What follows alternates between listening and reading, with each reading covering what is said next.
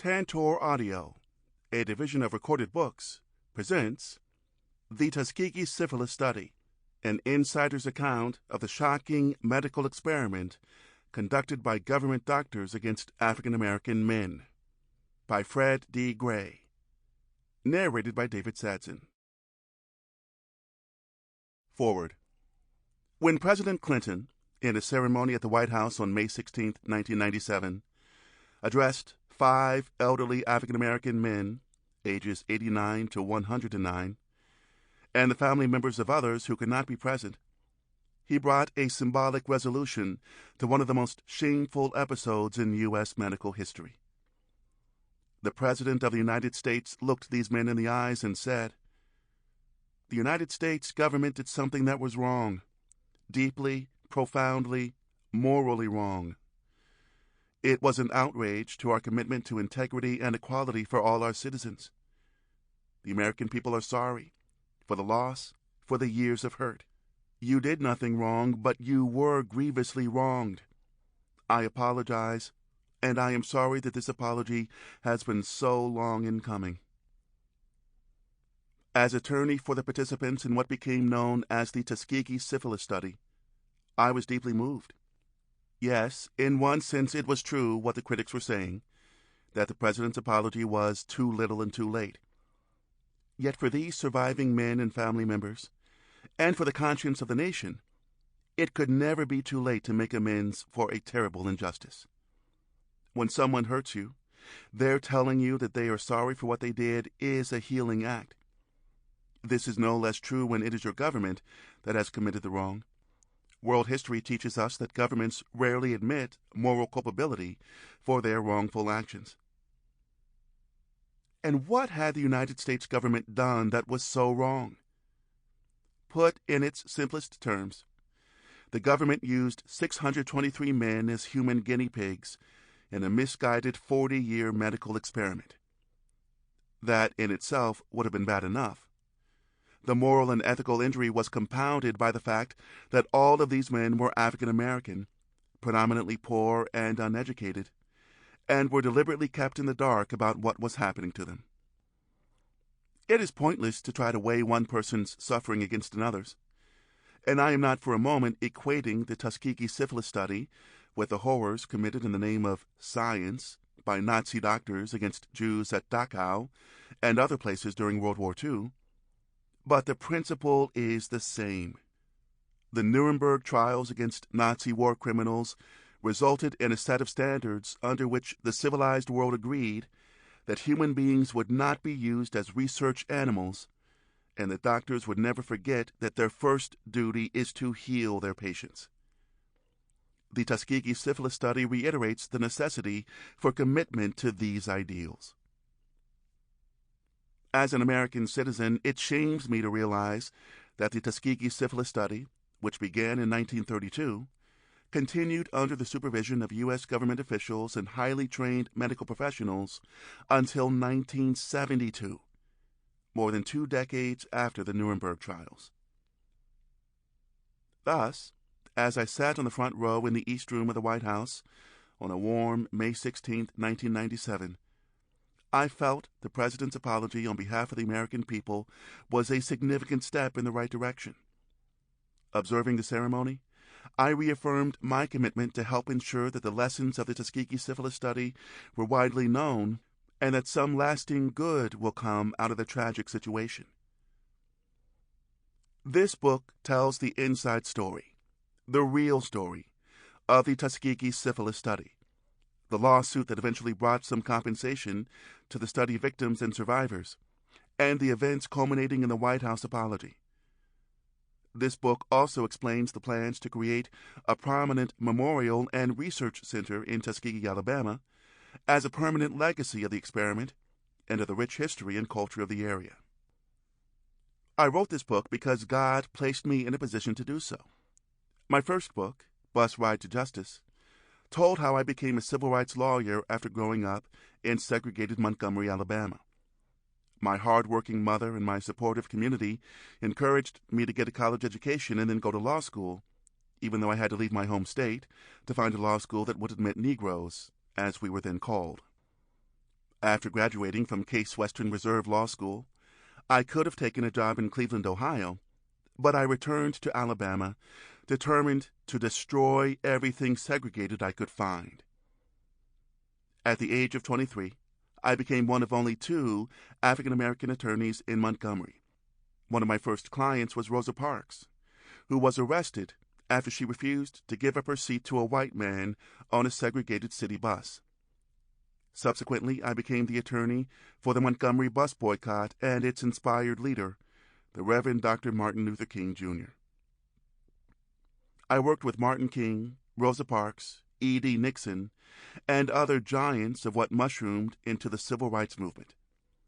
Between 1955 and 1972, I filed dozens of successful lawsuits to desegregate schools, housing, transportation, places of employment, and other areas of public life.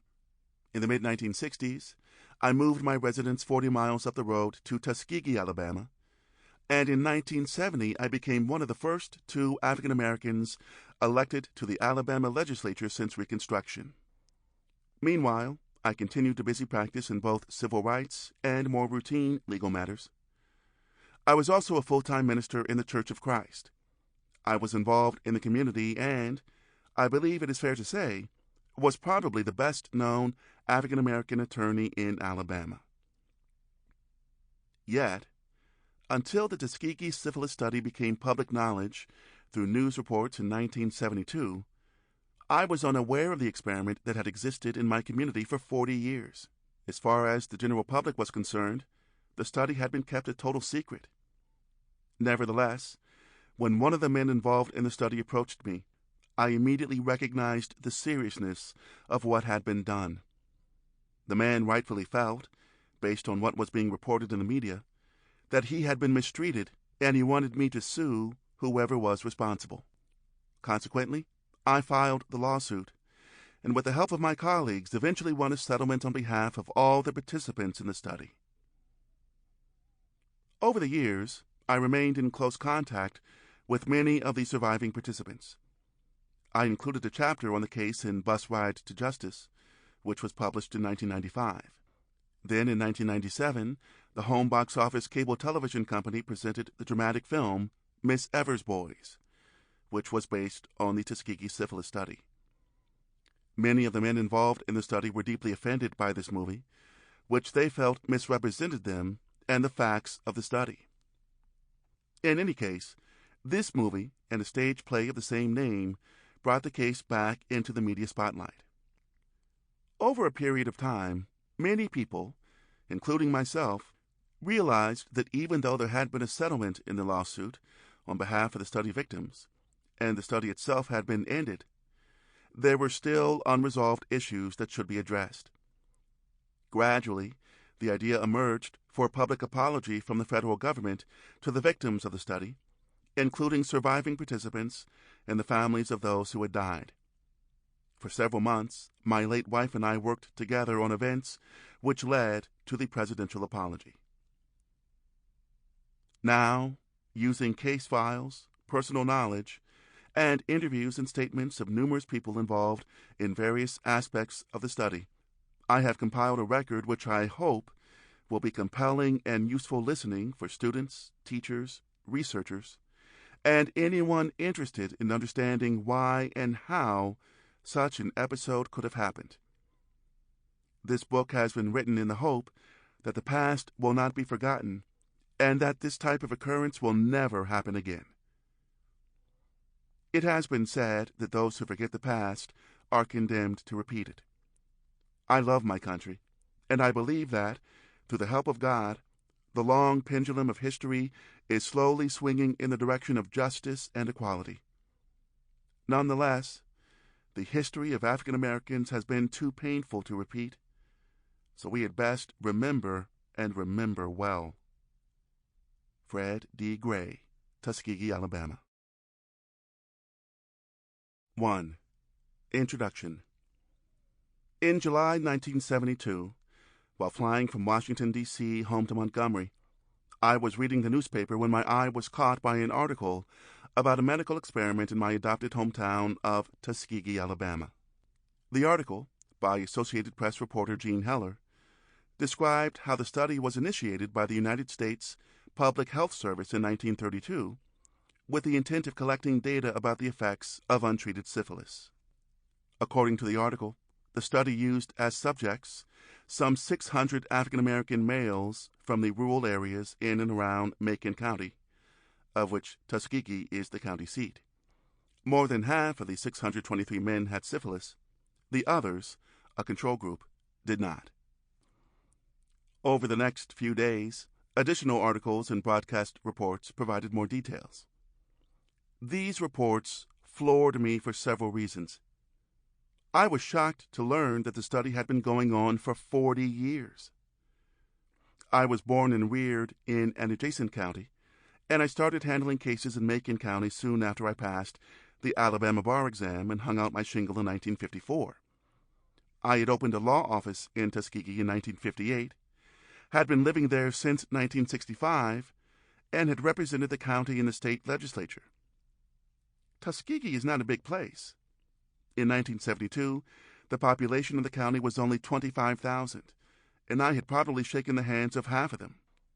Yet I had never heard of the Tuskegee Syphilis Study.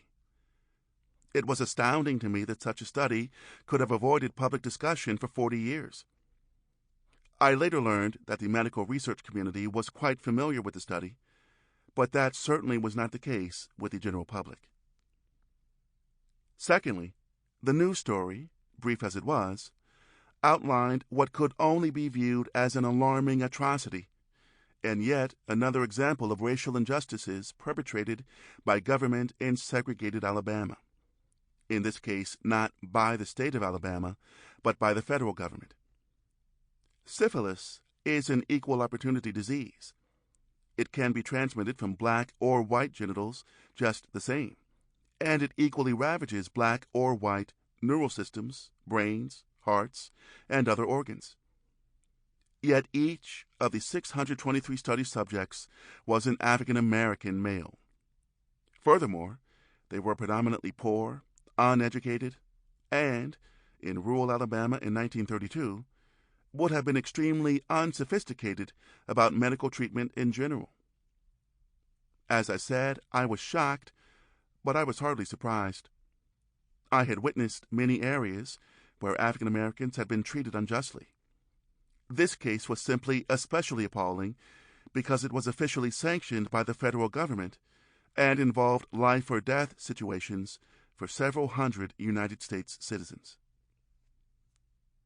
Thirdly, effective treatment was knowingly and systematically withheld from those suffering from a potentially fatal disease. Putting aside the apparent problems with how the participants were selected, one could see the original rationale behind the study, for when it began in the 30s, there was no effective cure for syphilis.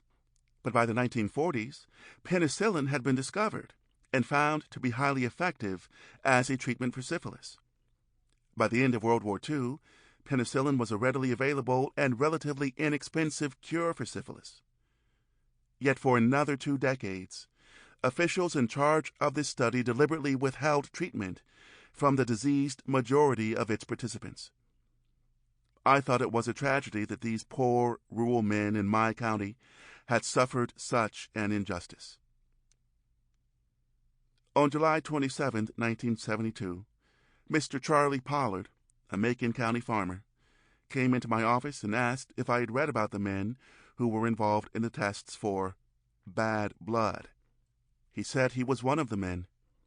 He then related that a few days before, he was at a stockyard in Montgomery, and a newspaper woman found him and engaged him in a conversation about his involvement in a health program in Tuskegee since back in the 30s.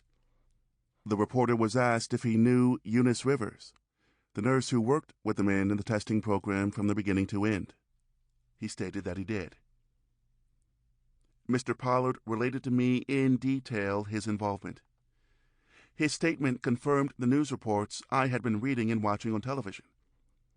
As a result of our discussion, I agreed to represent Mr. Pollard in a lawsuit against the government and any others we might discover who were legally responsible for operating and maintaining the study. That is how I became involved as the attorney for the plaintiffs in what became known as Pollard v. United States of America, a class action lawsuit filed in federal court in Montgomery. In the following chapters, I will tell the story of the Tuskegee Syphilis Study, beginning with some background about Macon County. This background is necessary to understanding the time period and setting of the study, the origins and methodology of the study itself, and the filing of the lawsuit, its supporting investigation, the judicial settlement that resulted, and the follow-up legal efforts to locate the participants and their heirs in order to pay them their part of the settlement. Then I will relate some of what has happened to these men in their case in the years since, especially the renewed media attention of recent years, as well as the unprecedented events of May 1997, when the President of the United States met with some of the study survivors at the White House and publicly apologized to them on behalf of the nation. Finally, I will describe the proposal to build a memorial center in Tuskegee as a legacy to the study participants and to those of all races, particularly Native Americans, European Americans, and African Americans, who have contributed to the unique history and culture of Tuskegee and Macon County, Alabama. This legacy includes legislative and regulatory actions to make sure that such a thing as the Tuskegee Syphilis Study cannot happen again. 2. Macon County, Alabama. A person who was not living in Tuskegee and Macon County in 1932 can hardly imagine what life was like at that time and place. It is hard even for me, and I was born in 1930 in Montgomery, the adjacent county southwest of Macon. To begin with, there were vast material differences. That was long before automatic transmissions in automobiles, televisions, and most of the modern conveniences that we take for granted today. Very few people had ever flown in an airplane. No one had ever heard of an interstate highway. In Macon County and similar rural parts of the Deep South in 1932, most people did not have plumbing, electricity, telephones, and cars, all of which are considered necessities of life now. It truly was a different world then. Beyond the material, there were the differences in society and culture. Of course, when I speak to school children today, I am always a little startled by the realization that almost 2 generations have now reached adulthood in Alabama with no personal knowledge of colored water fountains, Jim Crow public accommodations, racial restrictions on voting and jury service, and so forth. This is not to say that all racial problems have been solved, but simply to acknowledge that the South of today is light years from what it was in 1932. The part of Alabama which extends from east central Alabama, where Macon County is located, on through Montgomery, Lowndes, Wilcox, Dallas, Sumter, Greene, and Pickens counties to the Mississippi line, is called the Black Belt. All of these counties have a majority black population, and many people think the Black Belt is called that because of its demographics. The name was actually bestowed by geologists because of the area's rich, dark soil composition. Nevertheless, while the dark soil was exceptionally fertile, its richness was realized largely through the labor of dark Alabamians. Coincidentally, the name of my publisher, Black Belt Press, is also derived from this region of Alabama, which is well known for its distinctive geographic and socio-political characteristics. Because most people outside Alabama associate black belts with martial arts, Black Belt Press prints an explanatory statement in every book it publishes. This statement is a good summary of the culture of the place and hints at the societal extremes. It was and is a place of great beauty, of extreme wealth and grinding poverty, of pain and joy, which have existed virtually since Alabama became a state in 1819. As a center of cotton culture, the Black Belt had a high African American population from the time the first European settlers arrived, bringing with them African slaves. some of the richest land in Macon County had been a part of the Creek Nation until the sessions of 1832. After the removal of the Indians, another tragic episode in American history, planters and slaves poured into the area. This was a result of the Indian Removal Act of 1830, which authorized the president to negotiate with the Indian tribes east of the Mississippi River for the purchase of their land. The Choctaw, Creek, Tuskegee, Eufaula, Coosa, Alabama, Coweta, Casheta, and other Native American tribes and languages had been early occupants of what is now the state of Alabama.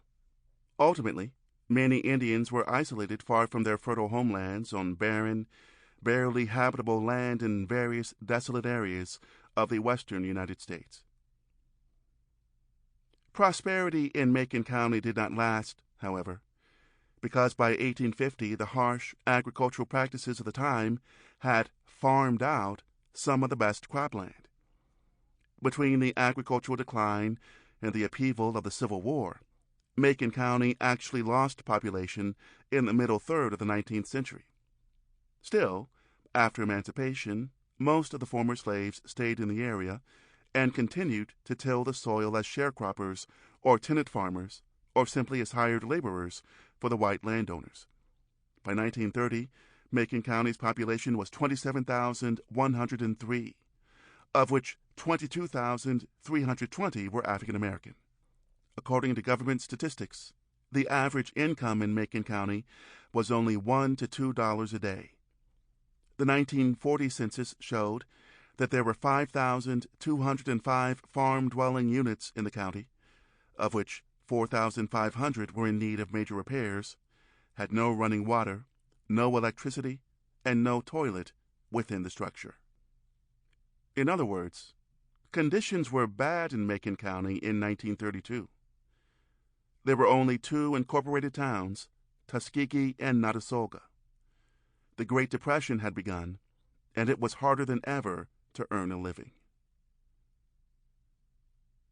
Racial conditions in Alabama. Another very important element which must be considered is the racial climate in Alabama from 1932 to 1954. At that time, in Alabama and throughout the South, everything was rigidly segregated based on race. The laws of the state of Alabama required the complete separation of whites and blacks in public accommodations and in almost all other aspects of life. The United States Supreme Court held in the case of Plessy v. Ferguson, 1896, that the state of Louisiana could segregate passengers by race on trains traveling in that state so long as the facilities were substantially equal.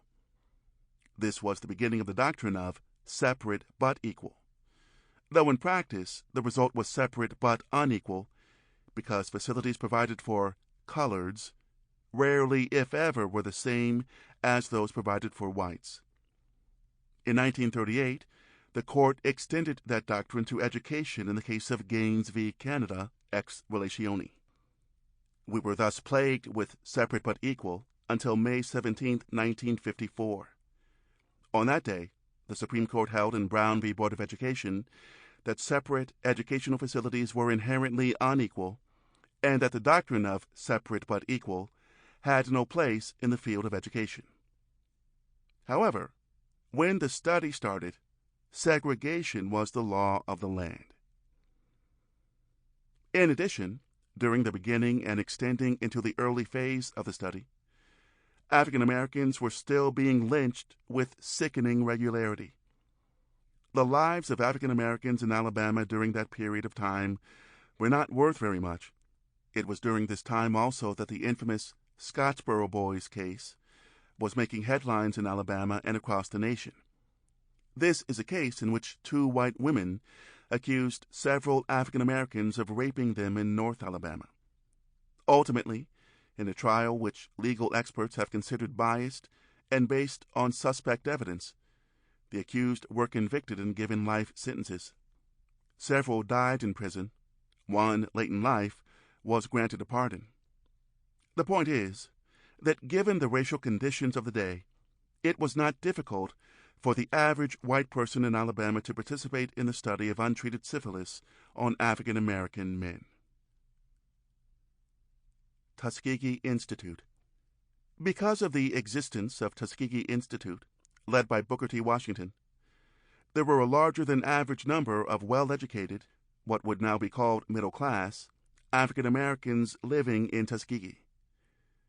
Yet most of the African Americans in Macon County were not middle-class professionals. Most were farmers, a few on their own land, but usually on land owned by the white minority. This was still a cotton culture, and cotton culture throughout the Deep South was originally based on slavery and then on tenancy and sharecropping. By the time the Tuskegee Syphilis Study began in 1932, Professor George Washington Carver had already made Tuskegee Institute even more famous by his scientific experiments in agriculture, particularly in developing many uses for peanuts and sweet potatoes. As Robert J. Norrell writes in his book, Reaping the Whirlwind, about Tuskegee's civil rights history, Carver's work had not yet changed the dominant agricultural model in Macon County. The Institute's efforts to improve farming practices apparently benefited black farmers in Macon County only marginally. Charles S. Johnson, the prominent sociologist at Fisk University, surveyed 612 black farm families in the county in the early 1930s and found that little had changed for the better for black farmers since the end of slavery. Indeed, many things had gotten worse. Land ownership had declined relentlessly. More and more black farmers had become sharecroppers, deepening their dependence on white landlords. 90% of those surveyed were tenants. They all told him the same thing. Sharecropping allowed almost no room for blacks to improve themselves. They managed to live on advances, Johnson wrote, or by borrowing for food and clothing and permitting their crop to be taken in satisfaction of the debt. For the black tenant, there was very little of the independence that Booker Washington had envisioned. When you're working on a white man's place, one man told Johnson, you have to do what he says, or treat, trade, or travel. The tenant system belied the earlier faith in the curative power of education for blacks. Johnson discovered that black men with more than an elementary education were likely to quit farming altogether. The most successful tenant farmers were those with a bare minimum of education, the ones literate enough to make the best of the situation, but not so well educated as to view it as intolerable. This was a brutal economic model. That sharecroppers were not far removed from slavery was also pointed out by H. L. Mitchell, one of the founders of the Southern Tenant Farmers Union, in his autobiography, Mean Things Happening in This Land. He describes what this life was like. For a sharecropper, the day started before dawn. The plantation bell was the first sound he heard upon awakening. His wife was soon getting a fire going in the cook stove. A cup of cheap coffee started the day off. She put biscuits in the oven to be eaten with molasses and fat back meat by the adults. There was cornmeal mush for the young ones. First, the man would go to the plantation barn where the hostler assigned a mule to him. He harnessed it and was in the cotton field before sun was up. The day's work was well underway by sunrise, and it didn't end until after sundown. The plantation riding boss would be in the field supervising the cropper's work. In addition to seeing to it that each sharecropper was in the field and plowing his rows straight, the rider represented the law to both black and white sharecroppers alike. He replaced the slave driver of pre-Civil War days. The emancipation of the slaves put both black and white, poor landless people to sharecropping, a new form of slavery. Normally, the work on the cotton plantations was well underway by March 1st. The land was first broken, then harrowed, and the rows were laid out for planting the cottonseed by the time the frost was out of the ground. March 1st was Furnish Day, when the company store opened its doors to the sharecroppers to take on credit. Each family was entitled to draw its groceries and other supplies. There was a credit limit based on $1 per month for each acre in cotton the cropper was to cultivate. Sample complete. Ready to continue?